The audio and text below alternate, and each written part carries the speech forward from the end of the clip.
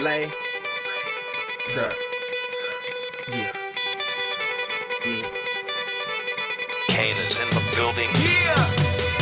Alright, already the show goes on all night. Till the morning we dream so long. Anybody ever wonder when they would see the sun? Just remember when you come up, the show goes on.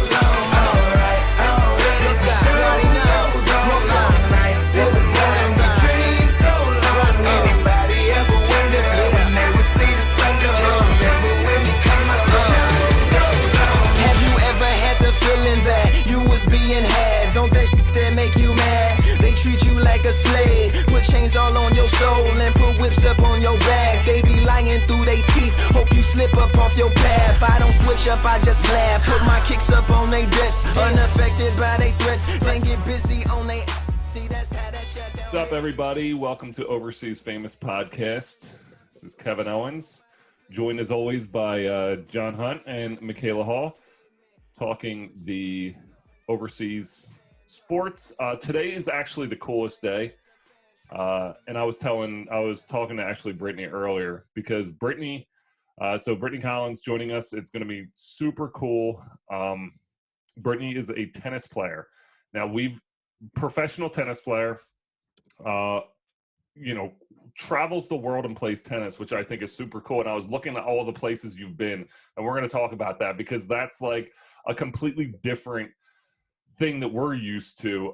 We've only talked basketball, but I was telling you that earlier, but I think this is so cool because now we're kind of branching out from the usual just ho-hum, and I love basketball, but like ho-hum basketball talk. And now we're going to find, we're going to have a different athlete's perspective of being overseas and playing and things like that. And Brittany also wrote an incredible article in the Players Tribune recently that talked about the NCAA, and we're going to get into that story as well. Brittany, first off, what's up? Thanks so much for joining us. No, I'm so excited to be here. Thank you so much. I think it's so cool, just the name itself being overseas. I feel like tennis players, particularly at my level, don't always get kind of exposure. So I'm super excited to talk about that. And of course, I feel like all I do is talk about the NCAA stuff, and I'm passionate about it. So I'm really excited to be here. So thank you so much for having me. Oh, this is super cool. Well, it's so funny because I feel like there's as an athlete, you kind of just like, I'm this, I'm that, and I'm this, and I'm that. And then when you kind of get on and start doing interviews and stuff, like whenever something big happens, it's the people interview and they'll ask specifically about that. And you're like, yeah. And that's what we'll talk about it. But I also want you to tell your story. I think, your overseas story is super cool. And that's kind of what I wanted to get into first, because the coolest aspect of being a tennis player is, as a basketball player, when I went somewhere, I would get acclimated, and it would take me maybe that week or two to get used to the customs, to get used to the food, to get used to the time zone, to get used to the training, to get used to everything like that. And then I was like, okay, and I was there for like 10 months.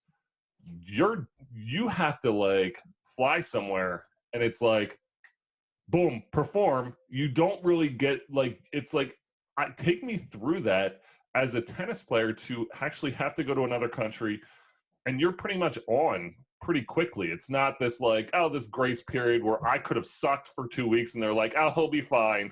Like, you don't have that opportunity. Yeah, it's really interesting because I think at kind of the entryway to professional tennis, you have essentially like two options. You can go to what we consider like to be our bases, where you have these like entry tournaments that are week after week after week. And that's your like Tunisia, Egypt, sometimes Mexico, things like that. And it's always like, no one ever knows whether to do that or to like country hop, because the ones that are usually like in a row don't always have like the best food or accommodation. So it can be really tough to stay in that one place at a time. You just stay on the resort. And so you can kind of feel like after a little bit while, especially if things aren't going well, like, oh no, I need to get out of here. And especially like the food's usually pretty tough, can make you sick. And so then the other thing is like hopping countries, like you said.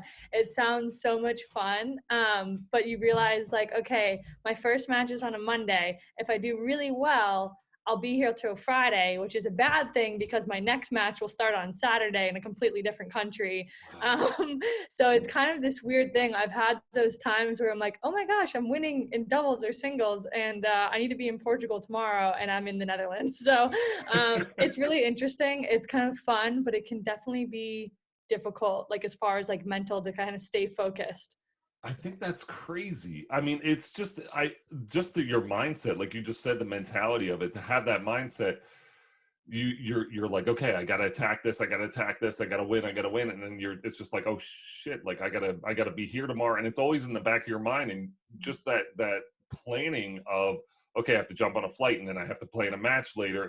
That's like crazy, and I feel like with a team game like basketball, where there's so many people, there's so many moving parts. With tennis, you might have a doubles partner, you have coaches and things like that, but it's really, you're the star, you're the one, you play in a singles match, it's just you, there's no one else. So that mentality can't be like deflected. Like, I mean, I'm not gonna lie, there's times when I was just like, damn, like I'm exhausted, like my body hurts, I got to go out and give it my best shot, but I know that so and so and so and so are or might have to pick it up a little bit tonight because my knee is killing me. You don't really have that luxury with the mentality to just be like, they got me. It's like, no, I gotta go.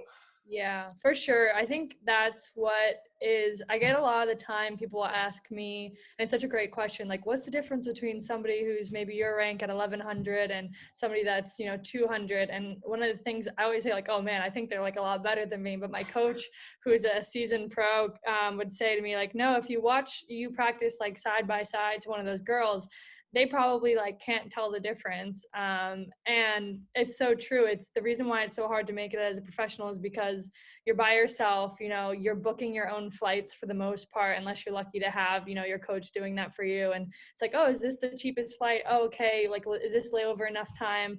Most of the time you're like, okay, are they going to speak the same language when I get there? Or, there's been times where I'm like, all right, I speak Spanish, this is fine. And I'm hopping on a train in Portugal. I'm like, nope, they don't speak Spanish. They speak Portuguese, obviously. So, and then you're like, okay, I'm lost now and my cell doesn't work. But that's fine. So no, it's all good. It's such an experience. So I'm laughing about it, but that's why I think it's the outside factors that really make a difference, whether you can, excel or not. It's so cool. I like, even playing in places, I would be there for a long period of time, and there'd be times I'd be there for 2 months, and I'd wake up almost having a dream thinking that I was home, in New Jersey, and I would just pop up and be like, oh shit, and I'm like in South Korea and be like, where, like, taking a minute. So I can imagine that happens with you way more, because you're like one step to another step, and I'm like, where the hell am I? Like looking out your window, yeah. I'm like, wait, hold on. For sure that's happened to me, and I've been like totally just like, oh, I thought I was in like France and I'm not.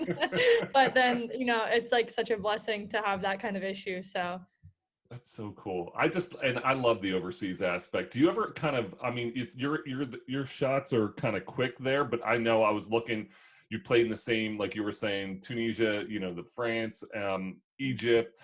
Yeah. There's like those ones that you've seen, Mexico, like it's like, boom, you've been there, and then you're back and forth. So do you kind of immerse yourself more in those cultures and like those quick little shots? Like when you go to Mexico, say you've been there so many times, you're like, oh, cool. Like I'm back. Yeah. Great question. I think like it's the goal for me, which always makes the most sense, is to go to those like spots that have the 5-6 tournaments in a row. It was great when I was in Mexico because it was a really easy flight for me. Didn't have to go overseas. But yeah, ultimately what I was starting to do was get not past those 5-6 tournaments, but the goal is kind of to play in the US for everyone. Just because, you can get treatment, you can, get food. There's a little bit of, freedom driving a car around, things like that. And then of course, past the US, then you go to those big, nice tournaments, where it's like a little bit easier to travel, destination to destination. You have those legs and swings. But yeah, for the most part, like that's what I aim for. I think I'm going to start again on the tour in about a month. And so I'll probably hit one of those legs, whether it's Tunisia or Greece, something like that. So Real quick, like how long are you like stringing this stuff together? It sounds like it's just like almost, are we planning like a month out? You planning 6 months out? Or is it like, yo, there's a tournament tomorrow. If I can get to Portugal, I'm gonna go. Like that's crazy to me. It seems like I'm a control freak and I like to like know where I'm gonna be in like a week and what I'm having for lunch. Like how long are you planning ahead when you're stringing all this stuff together? It is so hard to plan ahead, especially because your entry deadlines, like you have like a set of like a couple different deadlines. You have the entry deadline. I didn't even think of the deadlines and stuff like that. I was Yeah. And it's all very close to the tournament. And then there's like a third deadline called the freeze, and you get like three because like everyone quotes, because everyone kind of breaks that rule and will take a fine to like withdraw from a tournament. And the freeze deadline I think is like 4 days before the tournament. So a lot of the times players are flying to these countries possibly within the week. I try to be a little bit safer, a little bit more like financially responsible for myself, and try to plan it out. Like once you get a ranking, you can basically say, okay, I know I can play here, here, and here. And then there's these higher up tournaments where I think I might be able to play. For instance, I'm about to get into a little bit of a higher level tournament next week. I actually think it's in less than a week now in Florida. I have like a slightly sprained wrist, but I'm like thinking about if I get in, if I'm close enough that I'm going to go as an alternate, and you kind of take that risk and you sign in. And for the most part, if you're in the top 5 alternates, you get in. But there's been times where I've gone to a country or a state, things like that, and I've been like second alternate and like did not get in. And I'm like, oh, that's so hard. But that's the craziness of the planning and kind of the risk you have to do. It's kind of why the sport can be so expensive. it's crazy. Just thinking of like, I mean, I know weddings, like your friends, like activities, like when you're a close group of friends are like, oh, I'm getting married. And you're like, wait, what's the date? And they're like, and you're like in the summer. I'm like, okay, I should be able to make, I was like in a wedding and they're like, are you going to be able to make it? I was like, I don't know. I'm like, sorry. And I can't imagine for you, like that's even like less of a chance. I feel so bad. There's been so many times where I've found out before like 3 days of like a major event. I'm like, I have to go. Like, I think one of my best friends' childhood, thank God I was home for her wedding. I said, no matter what. But I was like planning her bachelorette party, and like 2 days before the thing happened, I was like, I'm out. I'm sorry. Like, so, but that's kind of what you sign up for, and you kind of realize that, you know, that's the sacrifice part of it to all the wonderful benefits you get. And so it's definitely tough. You can like choose your schedule at the end of the day. But there's just so many opportunities that when one comes by, like, or there's, I would say few opportunities, you can't really pass that up. I'm like, see, I get very excited because I think we've interviewed guys in the show, and I feel like it's grown to where like now I'm following what they're doing. So I have a lot of guys who are playing and we're like, oh, you know, Jahevi just did this, or, you know, this guy just did this and he just did this. I don't think I could be more excited that like now we're your fans. So like we're going to be following everything that you're doing. And I'm like, all I've been thinking about is just like, man, like I'm going to be like writing you and being like, did you get in the Florida tournament? We're watching. What channel is it on? What is it on the internet? We need to see it. Oh my God, it's so cool. A good idea, and try and have me and Michaela play tennis next week. You know what I mean? Oh, there you go. It did not go so well when it was basketball. Do you know it's funny because I feel like I would be the worst tennis player in the world because I'm like, I was gonna say, when we have athletes coming in from new sports, we should make Kevin play that sport. There you go. Yes. That would be fun. You'd be surprised. My boyfriend's very tall and played basketball. I am so ashamed to say this. Maybe you shouldn't follow my career. He learned last summer, maybe picked up the racket like twice, and I can hit a serve at my absolute full speed to him, and he can return a full-on winner. No backhand, so like he can't beat me in points. So I have to put that out there. But I'm like, all right, am I ashamed of my level, or am I a really good coach? Because I don't know which one it is. So I would highly recommend trying it. Well, how tall is your boyfriend? I think he's just about like 6'5". So I was gonna say Kevin is 6'11", man. Oh, so like just learn the serve. All you have to do is learn the serve, and you're golden. I have so many friends who play tennis, and they're just like, dude, your serve would be outstanding because you have so much momentum. Oh yeah. I feel like I'm like It's like, I don't know. I used to play first base, and I'm so big that like if I was playing me, I would just hit it directly into like the target on my chest and just be like, I would just be like the That's why entire you gotta time. get the Isner serve. It just doesn't come back, and your shoulder's gonna be a mess, but that's it. I could deal with that. Everything else is a mess. Shoulders, My dad has knees, shoulders. all Just good. it's all a disaster. So let's talk about the mentality. You know, the one-on-one I think is so interesting. You know, even with basketball, there's the one-on-one approach, but you really don't get that. There's the matchups, and people are like, "Oh, this guy's matching up." I just think it's an incredible. You know, you study your opponent. You have one person, and it's just one person across from you, and that mentality that you gotta have to have every single time that you step on the court. To like, you know, is there anything that you look for in an opponent to like gain that mental edge? Is there anything? I mean, I know I was like Tim Duncan. Like I didn't talk, and people would talk shit to me all the time, and I would just like and like not engage, and they used to get pissed off. Is there anything mentally that you do to kind of like psych out or, you know, piss off someone?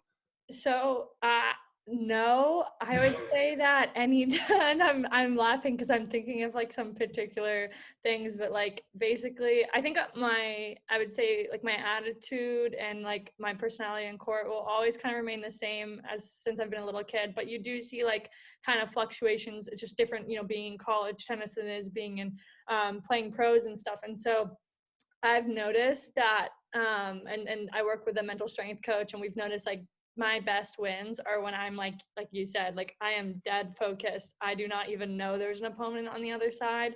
Like I'm in the zone because I can get quite distracted easily. And if I just like, it sounds so silly, but I'm like kind of like a too nice person. My coach actually like yells at me on the court because they're like, stop being so nice. Like you're inhibiting your own practice. And so what happens is like when somebody starts like acting kind of like selfishly on the other side or like out of character, like not professional, I just get like distracted and mean. And if I do get mean, it's not in my personality. And so then I feel like really inauthentic, if that makes sense. And then I'm like, oh man, what am I doing? Like, so, so no, I really try to just stay focused on what I can control, because tennis is one of those things, like you said, it's so individual that there's so many variables and so many battles that if you're like also battling yourself and your opponent, it's just like, it just doesn't work. So I try not to get into like head games. That's so cool. I just like, I'm thinking, you know, like, so what it's like almost like peacocking. Like, what are some things that people across from you would do? Like, just like little things like time wasting. I know in baseball, you like step out of the box, and like there's like little time wasting things that just are like, come on, man, like just piss you off. Is that like the kind of stuff that just bothers? Yeah, I recently went down to Florida and experienced so much of that, and it's why I kind of like ended up like spiraling out of control. Just like girls will talk to you, their coaches will get like in your face, things like that, and I just like I like took it for a while, and then I feel like I almost succumbed to it, and I started being like, hey, like knock it off. But I should have just like turned around, because instead it just like totally like encouraged them to keep doing it. And then I found myself getting like really tight and really nervous, because all of a sudden it like wasn't about tennis. But it happens all the time, you know, girls will do insane things like you know, you're really not supposed to like talk between the time you toss the ball up and you hit the serve. But then like I played girls who were like, let's go, come on, and then hit the serve, and I'm like, whoa, like what's going on? Like I've never seen that before. And it's like, it's so funny. So it's just like, yeah, I really need to do a better job of trying to like block those things out, because it's so competitive that you just need like every kind of advantage you can get. And so it's easy to see why some people do those things. That would piss me off. I feel like those little, like you said, like unwritten things, like don't do that. Like, come on, don't do that. For sure. I was actually going to ask about like tennis etiquette, because I feel like it's so not like golf, but I feel like there's like two kinds of sports. Like I'm a big hockey football person. Well, the way I watch that is going to be really different from like I saw like the last round of the Masters, and like I was just watching my boyfriend watch it, and I'm like, why aren't they cheering? Like kind of thing. It was like he did great. So can you talk about that like a little bit? Like how do you learn that? And have you ever had like a fan kind of break some tennis etiquette and you're like, oh, okay, new person kind of thing? Yeah. So I'm actually like with you, and I think this is why I loved college tennis. I think there's like a difference between like tennis etiquette and like being polite, and then like, you know, being totally like quiet. Like I've been told like I'm annoying on the court. I am loud when I play. I am so loud when I play, but I love that. I think it should be like, you know, fun. And if like your opponent is taking personal offense to you being like loud and pumping yourself up, then like for me, that's like the opponent's problem. I think that's different than me like turning to my opponent and being like on the changeover, like, hey, you suck. Like, I think that, like if you're keeping it to like yourself in a way, like it's not like you're actively going after your opponent, then I'm like for that. I'm my brother's played like football, hockey, that kind of stuff, so that I kind of feel like I gear towards that as well. I just think it's different when someone's like purposely trying to like cheat. You know what I mean? Like that kind of stuff. And yeah, I think when I was in Florida, I was quite shocked.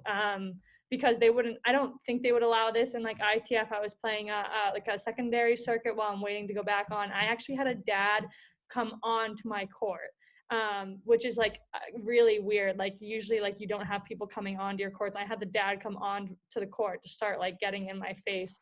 And luckily like the match was over as soon as that happened. So that's the kind of stuff I don't like. I just feel like you can be aggressive in a good way without like ruining like the whole game. That's so crazy. I think it's so funny that you said that, because so my daughter is, there's dog hair there. So my daughter is 8 years old. So she plays up on a soccer team with like 11-year-olds. Mm-hmm. And at the last game, they were playing like big kids, and the other girl's like only 9 on her team too. And she's pretty good, but she kept getting knocked around, and she finally got elbowed in the mouth and like her tooth bent back. So the mom of like this girl came onto the field and was like screaming, threatening to elbow the little girls, like the 11-year-old girls. And I was just, as like a parent, I've been doing a lot of soul searching, because your story, what you just said, I'm just like, at what point would I be like, something needs to be done to like protect my child? Mm-hmm. And at what point is it just like you being like a fucking psychopath dad and being like, how dare you? And that's all I'm thinking. Like, you're the nicest person in the world. Like, what dad is going on? I'd be like, that's insane. Yeah. I don't even know what I would do. If I was I would be like so mad if I'm watching my daughter and some other dad there would be like, my blood would be boiling, just because there is this protection that you have. But that's like crazy. Like, it's like I feel like as a parent, you're constantly towing the line of like protecting your child and, you know, not looking like a psychopath. That's all athletics is. But that's crazy. Yeah, it was. I think like that's what I was saying, like my personality has changed. I feel like in college, like when people would egg me on and be like, let's go, like, come on, like, that's fine. The more you do it, like the better I am. And now I'm a little bit more like, can you back off? But I'm really working on that with my mental coach. And I always have been really grateful for my parents, because they've always, I think tennis in particular just like breeds like a kind of different nasty sometimes. And so my parents are always like, go have fun, see you later. Like, not that they wouldn't, like, you know, because they did come to all my matches, but they never, like, they're like, you're going to figure it out. And I think that's like part of the reason why I have some mental toughness and things like that. But it must be hard as a parent. I almost say like, oh my God, my kids are not playing tennis if I have them. Wait, did you say your parents come to like, do they come to a lot of your matches? So not as much as a professional. They've come to some, but my parents literally came to, especially my dad, because my dad came to all my New Mexico State matches. But when I transferred my sophomore year, both my parents, my grandparents, like my brothers would come. Like, I had like the best. You couldn't like ask for a better support system. That's so cool. I was gonna send the clip to my mom, because she's the same thing. She came to like all my college, but then when I started playing pro, I was in the G League or like the D League, and she would come down there. As soon as I flew overseas, she was like, see ya. Like, my time is done. I was like, oh, okay. So if you were going to throw something like, yeah, my parents come with me to Tunisia, I would be like, what the fuck, Mom? Like, this is not okay. Okay, so my dad just for like safety reasons, because sometimes like tennis, like those tournaments are held in like kind of dangerous areas. Anytime that I would travel to like any like the Tunisia, kind of those areas, my dad would bring me turkey just like the first time to make sure that I was like in good hands and like Oh, that's everything was cool. okay, which was like really nice because there's a lot of scary moments. I've had a couple of horror stories, so it was nice that my dad would do that. Now if I know the organization like Tunisia, I'll go on my own, things like that. So my dad did do that. So. That's so cool. All right, I'm sending it to my mom. All right, let's get back into these scary situations, because we always tell stories of just wild stuff that happens overseas. And I think there's, we've had so many guys on who told stories of, I've had my life threatened. I've had flares thrown at my head. It's like crazy. So now I want to hear your stories, because I feel like there's some scary stuff that happens overseas, especially with athletics. Like, I don't know if it's fans or just crazy people lurking outside the arena. Yeah, I mean, I could probably go on about this forever. So I'll just, I guess my top story, this is so wild. My poor parents, I was flying home, or I should say I was flying to Paris from Tunisia, and I was meeting a friend. Like, I don't usually get to do any kind of sightseeing, but I was like, all right, I'm going to go see Paris with her for like 48 hours. It's going to be awesome before I go home. And as we were landing on the runway, like, you could see it, like we were pretty close to landing, our plane shot back up. And I was like, weird. I've heard this happen before, but okay. And then all of a sudden, like, we're just like flying away from Paris for like a long time, like 30 minutes, 20 minutes. And I'm like, what's going on? And so they finally, and mind you, this is an Arabic plane. So the people that were on the plane either spoke French or they spoke Arabic. They did do it in English. That was nice for me, because I think I was the only person who was speaking English on that plane. And all of a sudden they said, we're going to Lyon, France, in the south of France, because of like weather related issues. Sorry, I always do the quotes. I don't know if anyone. Yeah, no, I like that. But, yeah. So I was like, okay, that's fine. So we land in Lyon and we're sitting on there for an hour, 2 hours, and people are getting restless. And I texted my friend, I'm like, I'm so sorry. Like, I don't know what's going on. Like, they said we're gonna get back up and going. And then like all these people that had family in Paris started getting texts being like, every other plane has landed except for you guys. And that's when people started getting really upset. And I guess, I never, like, I tried to find it like on the news and things like this. I guess they were suspicious of a terrorist threat with our plane, and they weren't sure if it was like in our luggage. Like, I don't know if it was like they were thinking there was a bomb or if there was an actual terrorist on our plane. So they were like fully planning to detain us.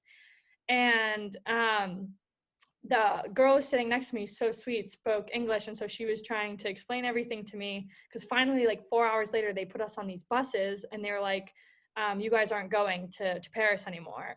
We're going to bring you guys to a mandatory hotel. And people got really restless on the bus and broke all the windows in. We had like 2 buses, so the glass started shattering, and I was like, oh my God. I started texting my parents, because it's all being like, everything's being screamed in Arabic. I'm like, I don't know what's going on. And that's when I saw a lot of police security with like huge machine guns coming towards the bus. I was like, oh, this is definitely like, they're going to think something's going on. They're going to shoot the bus. And thank God, there is a tennis player's mom. I get like so shaky still talking about this. There's a tennis player's mom who grabbed my hand. She happened to be on the plane from the tournaments I was at in Tunisia. And she's like, we need to run inside, because you don't know what's about to happen, because it was mostly Muslim people. And she's like, and so we ran, everybody ran. And so I was like, are they going to shoot? I don't know.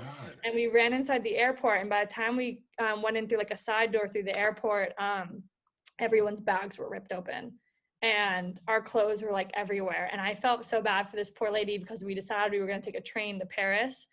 And I had 4 bags like from traveling, and we were trying to run. And I was like, do I just leave my bags? Like, I just don't know. Yeah. That's like the craziest. And sadly, this happens like things like this, like girls getting worried about getting kidnapped in Egypt. This happens like all the time. Like, tennis is like one of those things where it's usually in like some of the scarier parts when you first start out. The organization's trying to do a really nice job of keeping everyone safe, so I am grateful for that. But yeah, poor parents, I definitely like I definitely give them some things to worry about. Jeez, oh man, that's crazy, Brittany. I like that's a crazy story. I think that So- might be the craziest story. I think that's the craziest Sorry story. how long that was. No, like I'm like sitting here going, I was oh my God. listen, not to yeah. So from that, let's Brittany just gave this crazy story that's obviously very tough to hear. So let's just jump into the NCAA. So that is crazy. Wow. Yeah, I was looking, I was like, I don't think we've heard crazy stories. That's like the craziest story. Cause that was like, you don't know. Like, I felt like all my shit was just like, all right. And like, is this going to be bad? Is this going to be good? Yours was like, run for, that's like way crazy. That's you had nuts. one guy on, Kev, I think before Michaela and I got on. Oh, he did talk about the guy that was the Syria thing. That Syria, where that's when Gaddafi got overthrown. Going off, and he like made a run for it. They put the basketball gear on, hoping that people will be like, that guy plays basketball. He's not militant, like, and they Alex, the airport to get out of there. that's crazy. Yeah, but that was pretty good, Brittany. Yeah, like, that was crazy. No, I think all athletes who just in general probably have come across some moment that's been frightening, especially when you're not in your home country. That's so scary because like it makes me think of like fight or flight, and like especially as women, I feel like we get triggered a little bit easier than men do. That's obviously a very different situation. I think anybody would be freaked out, but like I'm so glad you weren't alone, first of all, and that you had someone to say like, okay, this is what we're going to do. Because at that point, if people are coming with, if military's coming with machine guns, there is no fight. There is only flight. Yeah. You're screwed. Did you ever find out what happened? Like, did you ever like read the newspaper the next day or anything like that? I'm gonna go tonight and start Googling again. No, everything. I don't know how it ended. I need to know. It kills me. No, everything that I've seen is in Arabic. So I'm gonna have to reach out to one of my like tennis friends that can read that and see like if they can. I think it might have been like also like a flop on their part. So I don't know if like that had ever been published or things like that. But yeah, just weird. Too, you said like it was people who were speaking French or Arabic, and the French, I don't know if anyone's paying attention to what's going on in France right now. They do not give a damn about authority. Like they will push through. Yeah. I'm so not surprised that they were like smashing windows. Oh my God. Yeah. It was as soon as the windows going, I was like, oh no. I like almost thought about like record. I did have like a little bit of a recording. I was like, I'm gonna record this, and I was like, you just put your phone down and pay attention to what's going on. That's so crazy. Hey, Kev, I know you want to get into NCAA. Yeah. I have one quick question, Britt, for you. Go for it. You've mentioned your sports coach, the mental coach. Mm-hmm. What did you call it? What's the title? He's like we call it like mental strength and conditioning. That stuff interests me so much. Have you? I actually went to school to get a music degree, and we talked about this book that was actually based off a book that a guy wrote for tennis, Tim Galloway, The Inner Game of Tennis. Yeah. They're laughing. Is that like a book that you learned from? Because he actually co-wrote a book with another guy, Barry something, for the inner game of music and the mental game that your head plays when you're actually playing. Is that something you subscribe to? What do you think of that book? Yeah, definitely. Like I think I read that like a long time ago, and then I've been working with my mental coach since high school basically, and like I think not even too long ago he was like, you got to reread this because we got to talk about like like what's going on in your mind, how can you remove yourself from that.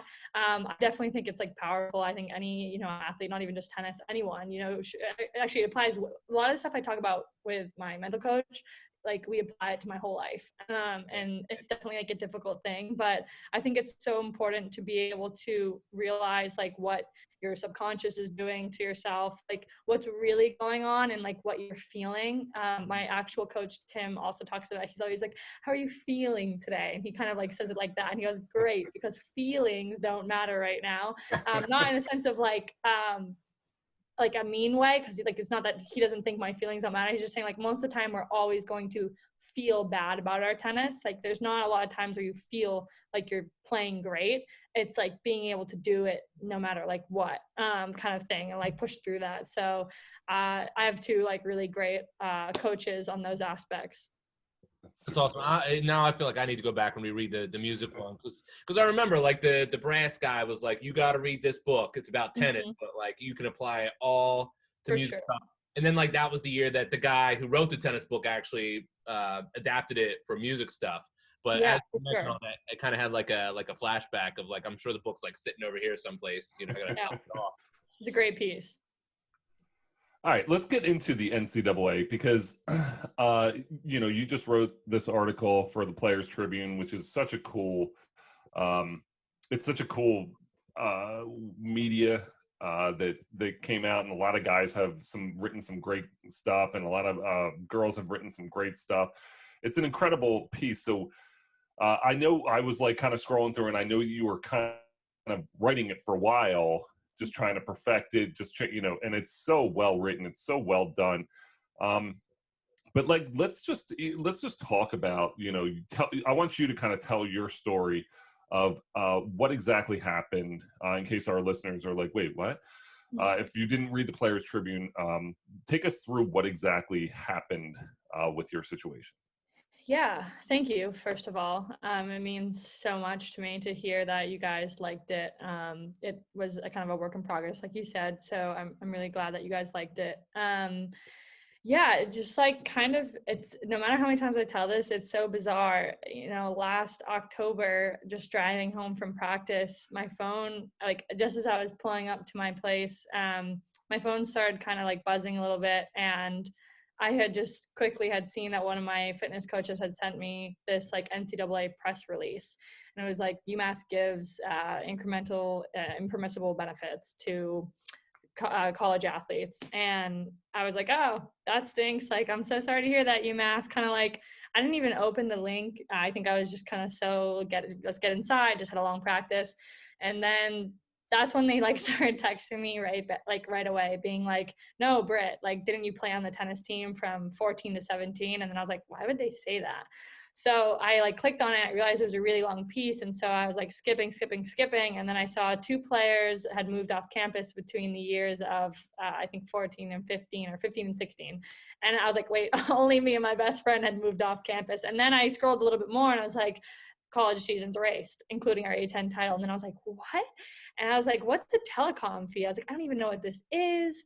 I was like, was there $90, $100 in my bank account and I missed it? I was like, come on, I'm like not that oblivious, right? So I first sent the press release to like my best friends on the team. And I was like, I don't know what happened, but like our seasons are being erased. And that's when I texted our head coach, or I think she might have texted me and said like, I knew you'd find out first. Like, let me call you. And so I talked to her and I was like, I just don't understand.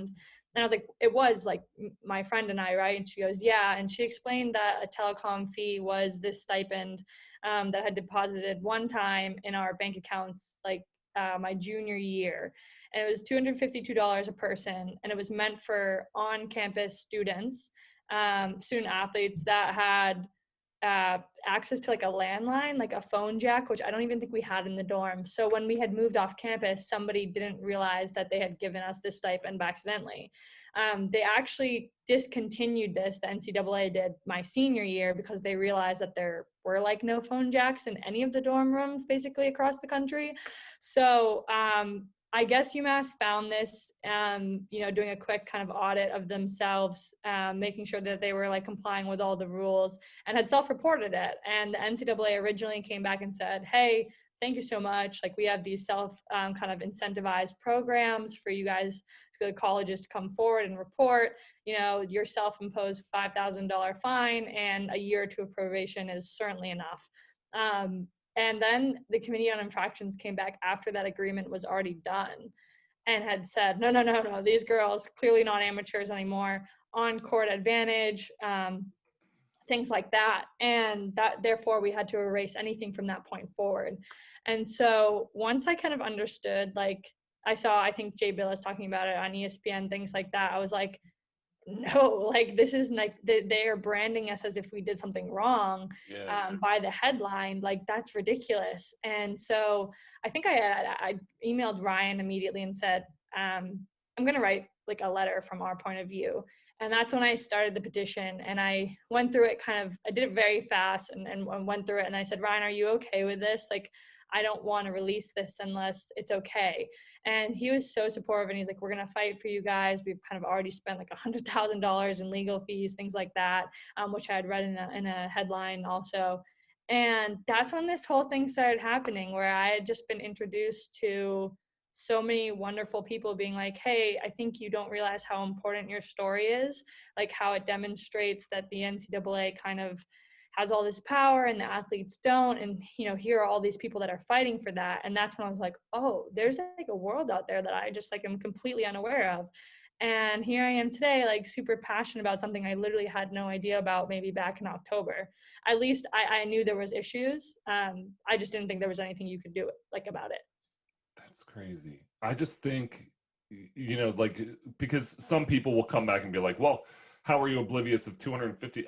I know when I moved off campus, same thing my senior year. I was on scholarship, moved off campus, and the scholarship, like, they took the money that they were going to give me for the scholarship for housing and all that. I'm sure the same thing they did for you. Yep. And they they were like, okay, you have to pay your rent, all these things with that. Here's the money.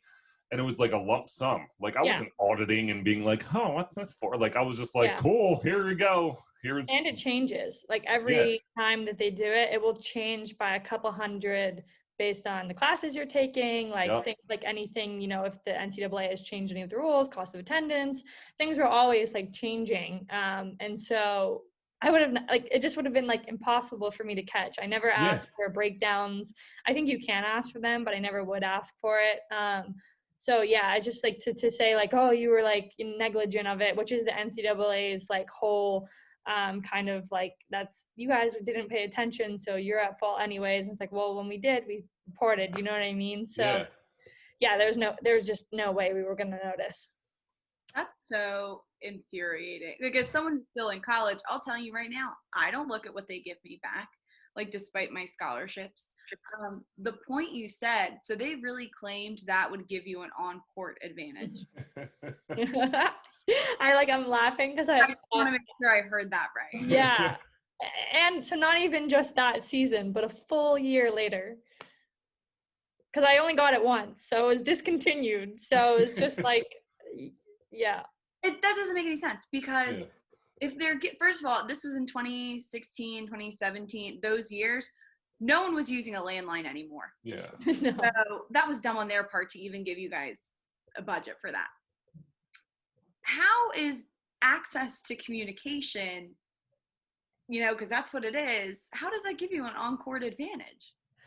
I made like an awful joke, and I'm like, I really should not, like, I should not joke about it, because like, I was like, people are gonna be like, they're gonna listen to some interview I do, and they're gonna be like, she admitted to the whole thing, and I'm just like, no, I just like can't even, like, basically, like, you can't. First of all, I'd like to say that since they've never interviewed me or my teammates, and they don't allow us to participate in the hearings at all, which is a complete unbelievable.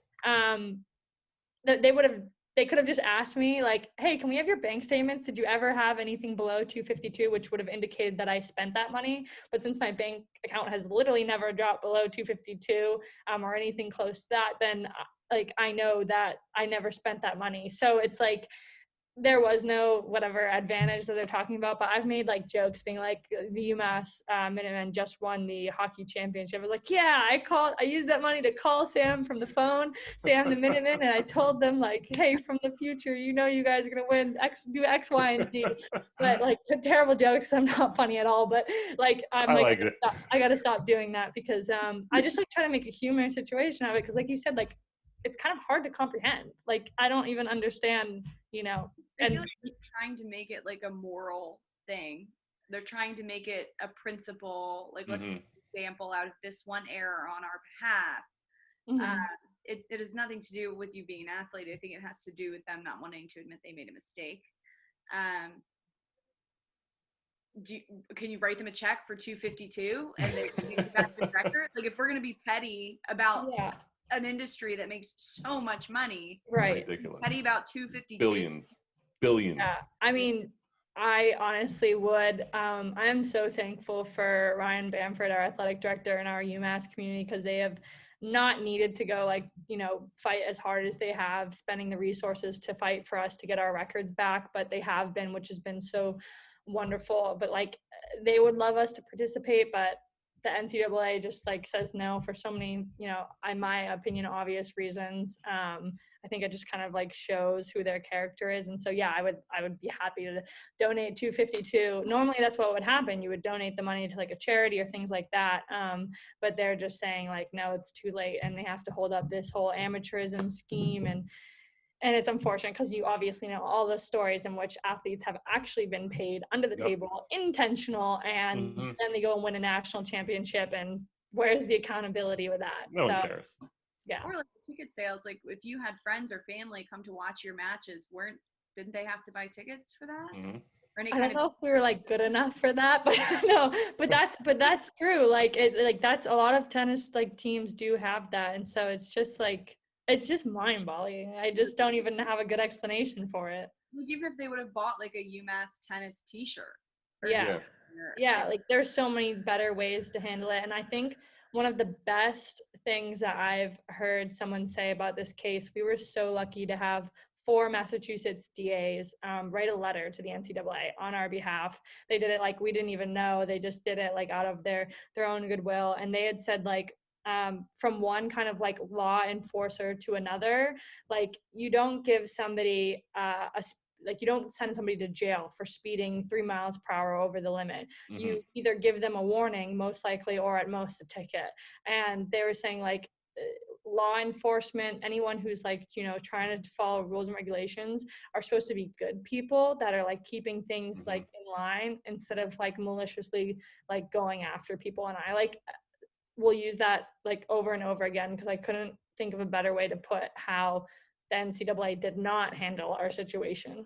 Well, it's like you're saying, you know, a speeding ticket over 3. It's like having an Uber driver driving 3 miles over the limit, and then somehow you're blamed in the back, and you're the one accosted and jailed for like you didn't even do anything. Like you were just a passenger in this ride, and they're going to come after you. And I know I talked to Brittany a little bit about this because I've done some pieces. I've written some pieces for SB Nation on the NCAA and the NCAA tournament, and I got a lot of kickback from people be like, you're ungrateful, you're this, you're that. Like, I'm sure when the book comes out, people are going to be like, oh, you're ungrateful because I complain sometimes about overseas basketball. And they're going to be like, you're ungrateful. And it's like, all right, hold on. I talked to Brittany about this. Like, as an athlete, you're extremely grateful. You're extremely grateful for what you've been given. You're extremely grateful. I was extremely grateful to play in the NCAA tournament. Brittany, you're extremely grateful to have such a wonderful college career.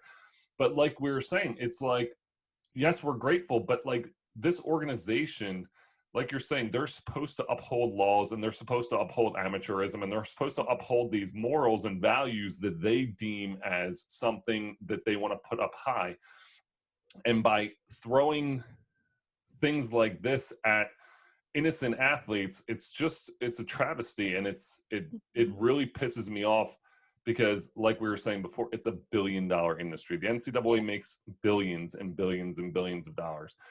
And to nickel and dime over something so minuscule just to prove a point is just, and like, it's your life. Like, I couldn't imagine, and I understand, I'd be like, they're like, because I can sit there and be like, oh, guess what? You guys didn't win the 2001 NEC tournament. You didn't go to play Duke in the NCAA tournament. I'm like, yeah, bitch, I did. Like, watch the video. I was there.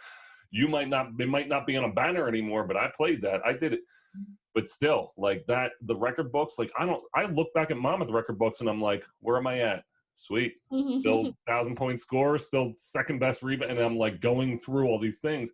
So like you do have that association to be like, look what I did, and show your kids and stuff. I just think it's so wrong how they kind of took that and they're trying to take that from you. And I love that all these people are fighting for you, because that is a fight that deserves to be fought. That's a fight that shouldn't be just sat back and allow them to just sit there and be like, no, we're gonna take this away from you and you're just gonna sit there and take it. I love that athletes are starting to stand up and be like, no, fuck that. We're taking this. This is mine. I'm taking it. So I'm super happy for you. Oh, thank you. That's like so nice. And I've been so lucky. Like I have hardly faced any criticism. And so I've just been like, wow, like, you would have thought, like you said, like you might get some pushback. I think even from that piece, I can only count like 3 or 4 comments that I was just like, ugh, like why? But like Troll. having, and I shouldn't look at them. And like I'm so Oh. competitive, and I'm like, let me debate you because I can do this, and it's so bad for you. But yeah, I've been like so lucky, and I think that's what people were trying to explain to me in the beginning that I didn't really get, and maybe still sometimes I don't, is just like the importance of the story. And it's like you said, like I think our memories will always be there, and my team is accepted. Like we know we won like fair and square, and it was such a special moment, especially the way I had played out our championship and stuff like that, that I just don't think that the NCAA can take that away from us. I'm really hurt over the messaging. Like you said, like I think if they are willing to go this far for something like that, then they should not be able to say we are here to serve and protect the college athlete, because like you said, we were like a passenger in this. We had nothing to do with it. You could have handled, not you, but the NCAA could have handled this 1,000 different ways.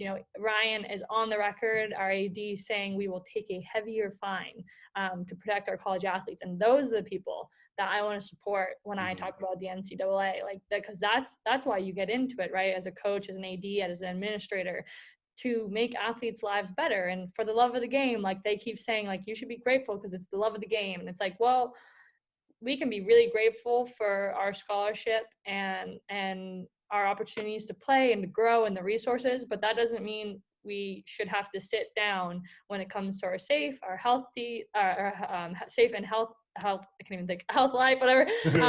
Yeah. So it's just like, I get so heated about this because it's like, I can't believe that there's really an argument against like somebody asking for better provisions to have, a safe way to play college sports. It's mind blowing. So what can the fan who's listening to this or watching this, what can they do to support the cause? Yeah, I think I've been so lucky with this. At first I would love anyone listening to kind of go and sign our petition. It's at change.org/UM tennis petition. And that just helps in a way that for our particular case, it shows the NCAA how many people stand with us. And I'm not sure if there's so many times where there has been like a petition in this particular case to kind of say like, these are how many names, like real names, not just like a criticism here and a criticism there. We stand together on this. So that's one way. And then to kind of help the overall picture, because there's so many great legislation out there right now that could potentially go into place to provide those kind of safety and health provisions. You can either read more about it, educate yourself. You could buy a free UMass tennis t-shirt, because all those proceeds, I've teamed up with Luke Bonner from Power Forward. All those proceeds go to essentially a nonprofit that helps provide legal support and advocacy campaigns for athletes that are suffering abuse, whether it's mental, physical, sexual. So that's really close to my heart, because I just think there's no power for athletes right now or resources, and that particular initiative provides that. And so that's where all the proceeds, I'm actually wearing mine right now, Nice. my hoodie. So yeah, it means the world to me, and I'm so happy you guys had me on. Oh, we are super psyched to have you. Like I said, this is so cool to kind of hear. I love obviously the NCAA tournaments or the NCAA stuff, but it's really cool just getting to know you as a person, and you behind the athlete, who you are, and the tennis player and the world traveler, and it's been super cool to kind of get your experience. And I think this is the most fun interview that I've done in terms of, because and I'm not gonna lie, like we always joke, like I'm just like, am I, I'm here, like I played the sport. I'm not an interviewer. I'm learning as I go. So I think this is really cool to kind of expand and like get me better at what I'm doing, because I'm just learning so much about some of these different things. And this has been super cool. And I love that hoodie too.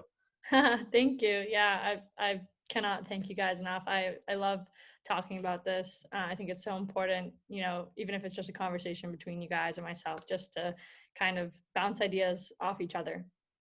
I love it. So this has been fun. Yeah, I was like looking, I was just like, okay, I was looking and I'm like, oh my gosh, we're going to go like over an hour and then we're going to get yelled at.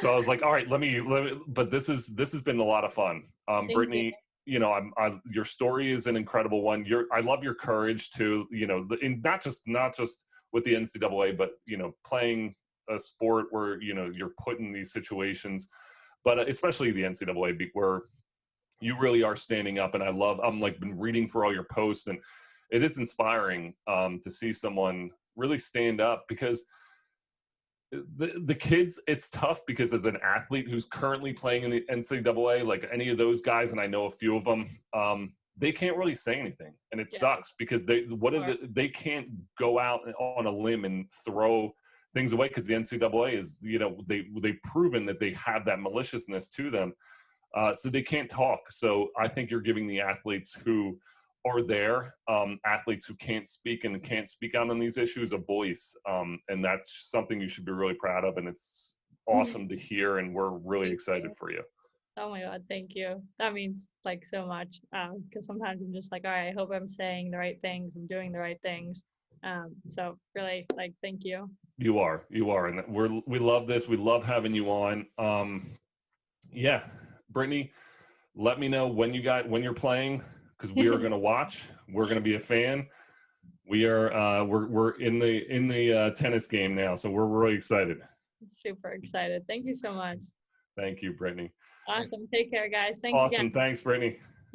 Bye. Super cool. That was awesome, guys. Brittany Collens joining us. So that was like one of my favorite. I'm not joking when I say that. I think it was like her she's a really good storyteller. Like I was just on the edge of my seat when she was talking about the time in Lyon. It's crazy. And then just her NCAA experience, and she's so passionate about it. It was great to hear. She just seemed really genuine, like a genuine person, and good for her. I mean, I'm not a college athlete or anything like that, but you know what? They might be able to wipe her record, but what can they do to her now at this point? They're going for pride penalty. They're not going for, like, if this isn't going to affect her career, or more importantly, who she is as a person. So she should be fighting for this. It's important that people aren't being taken advantage of. She's so sweet. She just wrote me, it's like, I hope that's when I was supposed to hang up. That's awesome. It's just that was so much fun. I really enjoyed that. And I do think there's, you know, we talked about overseas, and I think we hit on her overseas experience, but you know, even from beyond, like they'll still get you, like they'll come after you from after you've already been there. I mean, she's been playing tennis professionally since 2017, and still they're coming after her. So it's crazy, but we like wish her a ton of luck. We wish her, you know, the best.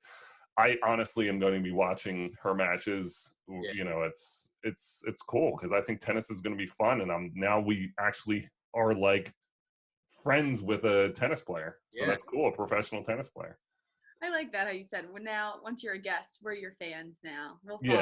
We are. We're like, I try to I feel like that's what we do. Like, we're fans. Like, we love doing this, and I think that's why we do it so much, because it's fun. And I love meeting. I think the three of us have talked about this before. We love meeting new people and just hearing their stories. And I mean, trust me, I meet people when I go to Wawa and they're asking me how tall I am, and I'm like, But like, I like meeting people that aren't going to annoy me when I'm trying to order a, you know, classic. So this is fun. I'm psyched. We did it. Another episode down. Well, this a little bit, Kev, about the new website. Oh yeah, so like, is it even up yet? Who knows? So, I was just like, hold on, let me double check that. It should be up on the. It should be up Friday. We would Everyone think. should be watching this off the new website. You know, it looks hopefully spectacular. So hopefully it's on the new website. Lord only knows.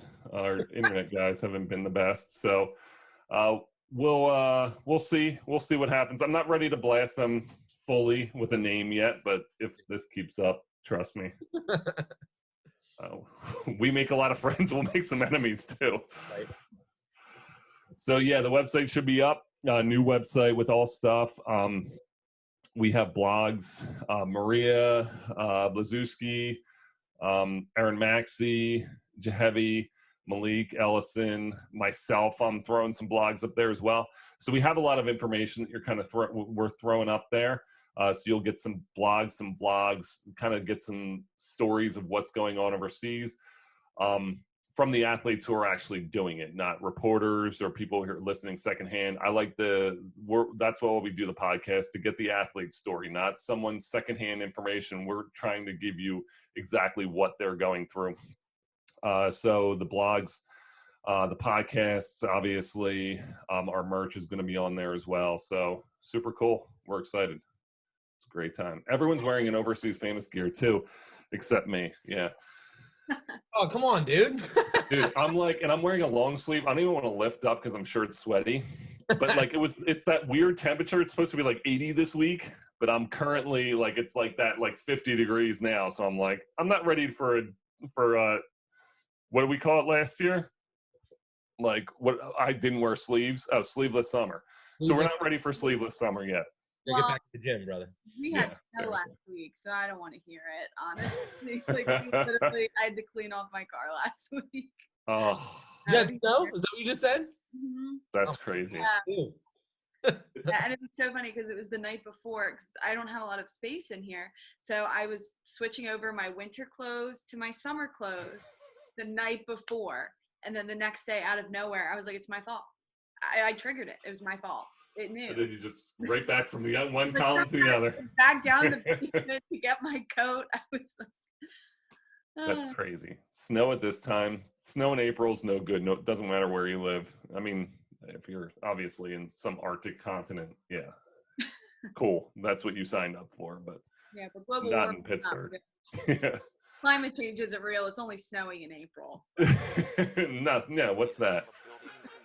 Awesome time. So again, thank you so much to Brittany Collens for joining us today, talking sharing her story about the NCAA, sharing her professional tennis story, her overseas stories. Thank you again to Michaela and John for being awesome. Everything you see, everything you're going to see on the website, everything that you watch and listen to is put together by them. They do a tremendous job. So I thank them from the bottom of my heart to really get this whole entire brand really growing. And I think we've done a great job. This has been the Overseas Famous Podcast. Kevin Owens, Michaela Hall, John Hunt, out. Later. Answers on the mirror for me. That's why I pick and choose. I don't get you confused. I got a small circle. I'm not with different crews. We walk the same path, but got on different shoes. Live in the same building, but we got different views. I got a couple cars I never get to use. Don't like my women single. I like my chicks in twos. And these days, all the girls is down the road. I hit the strip club and all them bitches find a pole. Plus I've been sipping, so this shit is moving kinda slow. Just tell my girl to tell a friend that it's time to go. Now tell me how you love it. You know you're at the top and only heaven's right above it. We own. It's young money, motherfucker. If you ain't running with it, run from it, motherfucker. Alright, now somebody show some money in this bitch. And I got my bees with me like some honey in this bitch. You dig? I got my gun in my boot purse and I don't bust back because I shoot first. Meet me on the fresh train. Yes, I'm in the building. You just on the list of guest names. And all of my riders do not give a X games. Guns turn you boys into sex change. And I smoke till I got chest pains. And you niggas know I rep my gang like Jesse James. Women all